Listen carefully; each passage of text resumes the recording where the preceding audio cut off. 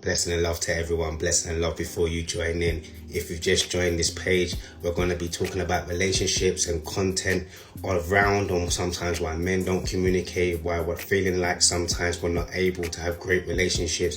Some people are going to like the content, some people are not going to like it, some people are going to be educated by it. But what's most important is to really talk about our experience. So I just wanted to use this sort of kind of post to identify, or if not, try and talk a little bit more about my experience. And when I was growing up, and there's a lot of men, if there's a lot of men out there, comment below. Do you know what I mean? If you're raised by a single mother, and we talk about the terminology of good men, how much men understand or even how to identify what a good man is if you've been solely raised by a mother. And don't get me wrong, I feel like when I was growing up as a kid, I feel like I'm so understanding of women's feelings, and I'm so understanding I can communicate with them. I understand that sometimes they need that little emotional touch, they need that hug, they need that reassurance and all the kind of rest of it. But there was a lot of things that I was also not taught, because there was no male, there was no masculinity.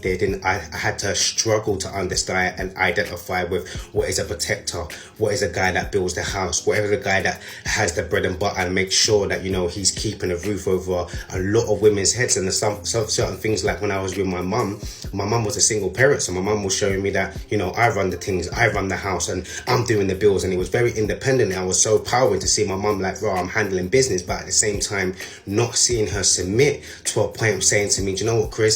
I can't do this by myself. I do need a man. I do need a male figure within my life. So the question that I want to ask you guys is, when we're talking about a good man, there is a high percentage of men that's been raised by single mothers. Now, I'm not blaming the single mothers. I'm just saying it's very hard when you have a woman's perspective, a woman's analogy, a woman's thought or point of view of how a guy should act, how a guy should talk, how he should treat you, how he should do certain things within his everyday life. But that doesn't mean that it's facts. That doesn't mean that what you're saying identifies with him as actually being a man. Sometimes it's nice to hear that information from a man, what it's like to be a man. One's there, what it's like to be a good man, your integrity, your morals, your values, what you strive for, what you deem as, in the sense of you put your best foot forward, what you say is what you value your word on you, and you continue that throughout your life. But a lot of the times when you're meeting up with single mothers, my mum will say me there, treat a woman good, no one's there, don't ever hit a woman, don't ever abuse her, don't ever do all of this. And this sounds all great, but at the same time, that was just an analogy of the fact that my mum had broken past trauma in her relationships, and she just didn't want me to be the same guy that she found herself being in a relationship with.